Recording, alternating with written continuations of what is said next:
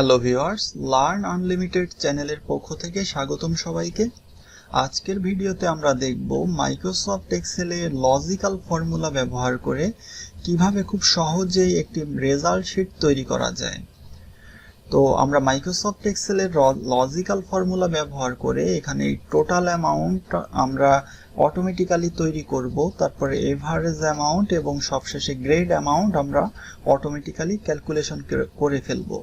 আপনারা দেখতে পাচ্ছেন আমি এখানে কিছু স্টুডেন্টের নাম নিয়েছি এবং তারপরের কলামগুলোতে স্টুডেন্টের সাবজেক্ট ওয়াইজ কিছু মার্ক নিয়েছি এবং সবশেষে তারপরে আমরা একটি টোটাল অ্যামাউন্ট অটোমেটিক্যালি ক্যালকুলেশন করেছি লজিক্যাল ফর্মুলা ব্যবহার করে, তারপরে এভারেজ মার্ক ক্যালকুলেশন করেছি এবং একদম শেষে তার যে মার্কের যে গ্রেড হয়েছে সেই গ্রেডটিও অটোমেটিক্যালি আমরা বের করেছি।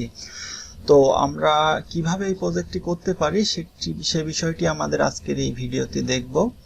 তো ভিডিওটি শুরু করার পূর্বে যারা আমাদের চ্যানেলে নতুন রয়েছেন তারা অবশ্যই চ্যানেলটি সাবস্ক্রাইব করে বেল আইকন প্রেস করে রাখবেন, আর যারা অলরেডি সাবস্ক্রাইব করেছেন তাদেরকে অসংখ্য ধন্যবাদ।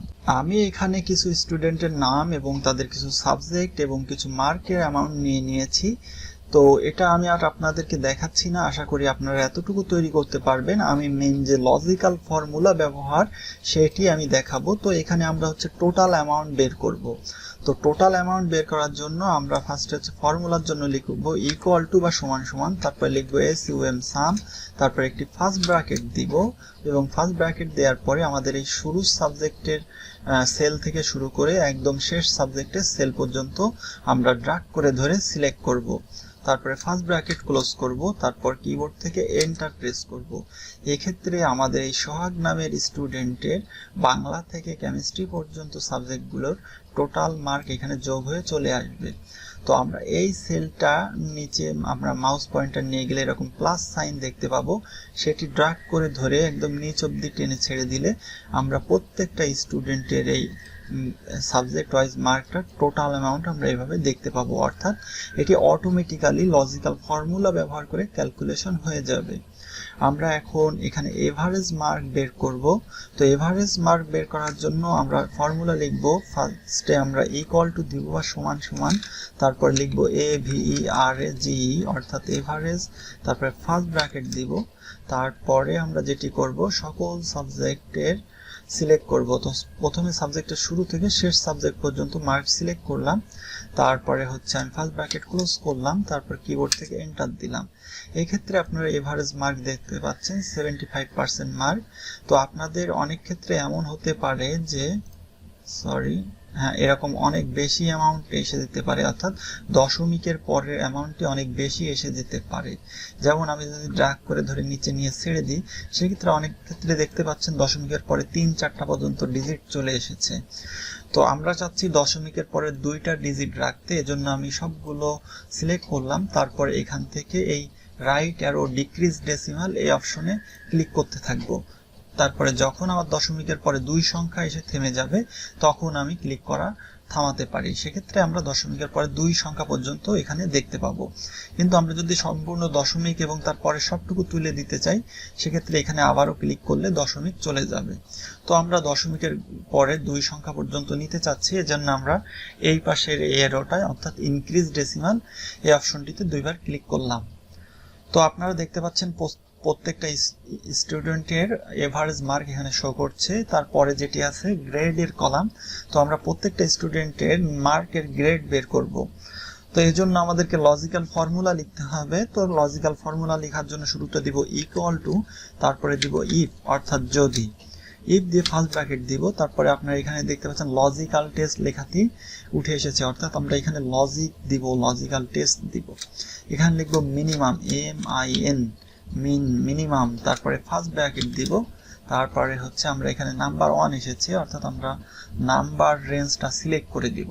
তো এই জন্য শুরুর আমরা সাবজেক্ট থেকে শেষ সাবজেক্ট পর্যন্ত আমরা সিলেক্ট করলাম, অর্থাৎ বাংলা থেকে কেমিস্ট্রি পর্যন্ত। আপনারা ভুলে আবার টোটাল বা এভারেজ কলাম পর্যন্ত সিলেক্ট করবেন না, বাংলা অর্থাৎ শুরু সাবজেক্ট থেকে শেষ সাবজেক্ট পর্যন্ত মার্কেট রেঞ্জটি সিলেক্ট করবেন। তারপরে আমরা ফার্স্ট ব্র্যাকেট ক্লোজ করব এবং দিব লেস দেন 33। তারপরে আমরা অর্থাৎ এখানে হচ্ছে আপনার লজিক্যাল টেস্ট করবে যে মিনিমাম হচ্ছে এই রেঞ্জটা, অর্থাৎ এই সাবজেক্টের এই রেঞ্জটার মধ্যে যদি লেস দেন 33 অর্থাৎ 33-এর কম থাকে সেক্ষেত্রে কমা দিব। এখন দেখতে পাচ্ছেন ভ্যালু ইফ ট্রু এই অপশনটি বোল্ড হয়ে গিয়েছে, অর্থাৎ যদি এই রেঞ্জের কোনো সাবজেক্টের মার্ক 33-এর থেকে কম হয় সেক্ষেত্রে কি হবে, সেক্ষেত্রে আমরা ফেল দেখাবো অর্থাৎ এফ। তো আমরা ডাবল কোট দিয়ে এফ লিখলাম এবং ডাবল কোট শেষ করলাম, তারপরে কমা দিব। অর্থাৎ যদি সেটি না হয়, যদি এই রেঞ্জের সিলেক্ট করা কোনো সাবজেক্টের মার্ক 33-এর কম না হয় সেক্ষেত্রে কি হবে, সেক্ষেত্রে আমরা আবার একটি সূত্র ব্যবহার করব। এখানে আমরা আবার লিখব ইফ লিখে আবার ফার্স্ট ব্র্যাকেট দিব এবং ফার্স্ট ব্র্যাকেট দেওয়ার পরে আমরা এখানে টোটাল সেলটি সিলেক্ট করব। এই যে টোটাল সেলটি সিলেক্ট করলাম, তো total sell greater than equal to অর্থাৎ যদি বড় হয় অথবা সমান হয় 80 থেকে এবং 80 ইনটু অর্থাৎ 80 গুণ নাম্বার অফ সাবজেক্ট, অর্থাৎ আমরা এখানে কয়টা সাবজেক্ট নিয়েছি 1 2 3 4 5 6, তো 80 ইনটু 6 দিব। তো 80 ইনটু 6 দিব। আপনারা দেখতে পাচ্ছেন এখানে লজিক্যাল টেস্ট এই অপশনটি বোল্ড হয়ে আছে, তো আমি এখানে একটি কমা দিচ্ছি।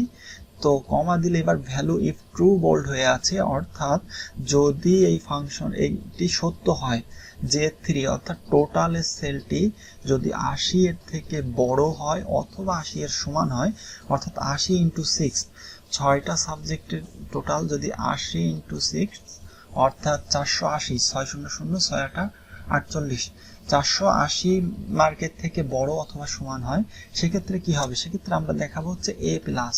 তো এই জন্য কোটেশন দিয়ে এ দিয়ে প্লাস দিচ্ছি, তারপরে কোটেশন শেষ করছি। তো আপনারা এই জিনিসটা আবার একটু বোঝার চেষ্টা করেন।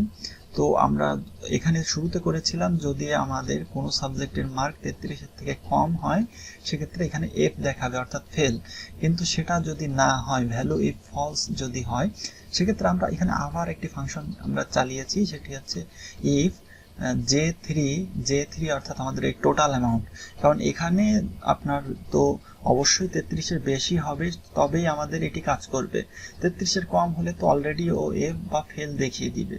তো ফেল যদি না দেখায় অর্থাৎ 33-এর বেশি হয় সেক্ষেত্রে এই ফাংশনটিতে যাবে, অর্থাৎ ইফ J3 অর্থাৎ টোটালের অ্যামাউন্ট সমান ইকুয়াল টু অথবা সমান 80 ইন্টু 6 অর্থাৎ এই 6টা সাবজেক্টের মার্ক মিলে প্রতি সাবজেক্টে যদি 80 করে হয় অথবা তার বেশি হয় সেক্ষেত্রে দেখাবে এ প্লাস, কিন্তু সেটা যদি না হয় সেক্ষেত্রে কি হবে, তাহলে আমরা এখন একটি কমা দিব। সেক্ষেত্রে দেখবেন ভ্যালু ইফ ফলস এই অপশনটি চালু হয়ে গিয়েছে। তো এখানে আমরা আবার ফাংশন চালাবো, ইফ লিখবো, তারপর ফার্স্ট ব্র্যাকেট লিখবো, আমরা আবার এই J3 এই সেলটি সিলেক্ট করে দিব। তো এই জন্য J3 তে ক্লিক করলাম, তারপরে আমরা লিখবো ইকুয়াল টু অথবা সমান সমান 70 ইন্টু 6, যেহেতু আমাদের 6টা সাবজেক্ট আর আমরা এখন দেখবো 70-এর থেকে বেশি অথবা 70-এর সমান। তো এটা যদি হয় সেক্ষেত্রে কি হবে, এক্ষেত্রে আমরা কমা দিব, কমা দিলে ভ্যালু ইফ ট্রু এটি বোল্ড হয়ে যাবে। তো যদি বেশি হয় সেক্ষেত্রে কোটেশন দিয়ে এ দিব, আমরা গ্রেড এ দেওয়ার পরে আমরা কমা দিব, কমা দিলে ভ্যালু ইফ ফলস এটি আপনার বোল্ড হয়ে যাবে, অর্থাৎ যদি 70-এর থেকে বেশি অথবা সমান না হয় সেক্ষেত্রে কি হবে, সেক্ষেত্রে আমরা আবার ফাংশন চালাবো ইফ তারপরে ফার্স্ট ব্র্যাকেট, তারপরে আমরা আবার J3 অর্থাৎ টোটাল সেল সিলেক্ট করব, কিন্তু টোটাল সেল এখানে দেখতে পাচ্ছি সিলেক্ট করার জায়গা নেই কারণ ফাংশন এই পর্যন্ত চলে এসেছে। তো আমরা এখন এক্ষেত্রে কিবোর্ড থেকে লিখে দিচ্ছি J3 greater than equal to 60 into 6, যেহেতু আমাদের এখানে 70 ইন্টু 6 হয়ে গেছে তাহলে 60-এর থেকে বেশি হবে অথবা 60-এর সমান হবে 60 ইন্টু 6। তো সেক্ষেত্রে কমা দিয়ে আমরা কোটেশন দেব, সেক্ষেত্রে এটা হবে হচ্ছে এ মাইনাস, কোটেশন শেষ করব, কিন্তু সেটা যদি না হয় সেক্ষেত্রে কমা দিব, ভ্যালু ইফ ফলস অর্থাৎ যদি না হয় সেক্ষেত্রে কি হবে। তো সেক্ষেত্রে আমরা আবার ইফ লিখবো, ফার্স্ট ব্র্যাকেট লিখবো J3 তারপর হচ্ছে greater than equal to 50 into 6, যদি হয় সেক্ষেত্রে আমরা দিব হচ্ছে বি এর পরে আমরা কমা দিব, আবারও ইফ ফাংশন চালাবো, if J3 greater than equal to 40, আশা করি আপনারা বুঝতে পারছেন 40 ইন্টু 6 সেটা যদি হয় সেক্ষেত্রে হবে হচ্ছে আমাদের আমরা গ্রেড দিব হচ্ছে এখানে সি। তারপরে যদি না হয় ইফ, আবার if function first bracket J3 greater than equal to 33, সেক্ষেত্রে আমরা দিব হচ্ছে 33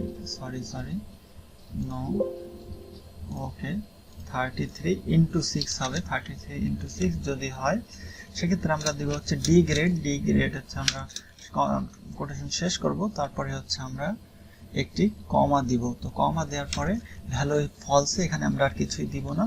তারপরে আমরা ফার্স্ট ব্র্যাকেটগুলো শেষ করব।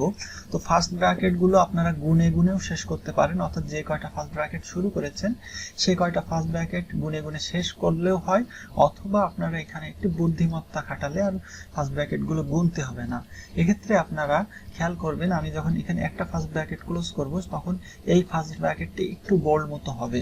আপনারা লক্ষ্য করুন, আমি ফার্স্ট ব্র্যাকেটটি যে ক্লোজ করলাম, এই ফার্স্ট ব্র্যাকেট এবং এই ফার্স্ট ব্র্যাকেটটি একটি বোল্ড মতো হয়েছিল, অর্থাৎ এই ফার্স্ট ব্র্যাকেটটি ক্লোজ হয়ে গেল। এখন আমি যদি আরো একটা ফার্স্ট ব্র্যাকেট ক্লোজ করি সেক্ষেত্রে এই ফার্স্ট ব্র্যাকেটটিও একটু বোল্ড মতো হবে। আপনারা লক্ষ্য করুন, দেখতে পেলেন একই কালার একটু বোল্ড হয়ে গেল। এভাবে আমি আরো একটি ফার্স্ট ব্র্যাকেট ক্লোজ করলাম, আরো একটি ফার্স্ট ব্র্যাকেট ক্লোজ করলাম, আরো একটি ফার্স্ট ব্র্যাকেট ক্লোজ করলাম, আরো একটি ফার্স্ট ব্র্যাকেট ক্লোজ করলাম, আরো একটি ফার্স্ট ব্র্যাকেট ক্লোজ করলাম, এবং এভাবে একদম শুরুর ফার্স্ট ব্র্যাকেটটি আমি ক্লোজ করে ফেললাম। এবং তারপর আমি কিবোর্ড থেকে এন্টার প্রেস করলাম। এক্ষেত্রে আপনারা দেখতে পাচ্ছেন এখানে গ্রেড এ দেখাচ্ছে। তো আমি যদি একটু ড্র্যাগ করে ধরে নিচ অবধি নিয়ে ছেড়ে দিই, সেক্ষেত্রে A B C A plus F A minus D, এইভাবে প্রত্যেকটা স্টুডেন্টের প্রাপ্ত গ্রেড এখানে অটোমেটিক্যালি শো করছে, যেটি আমরা মাইক্রোসফট এক্সেলের লজিক্যাল ফর্মুলা ব্যবহার করে করতে সমর্থ হয়েছি। আশা করি আপনারা বুঝতে পেরেছেন। ভিডিওটি ভালো লেগেছে। ভিডিওটি যদি ভালো লেগে থাকে তবে অবশ্যই বেশি লাইক শেয়ার কমেন্ট করবেন এবং আমাদের চ্যানেলটি সাবস্ক্রাইব করে বেল আইকন প্রেস করে রাখবেন। ধন্যবাদ সকলকে।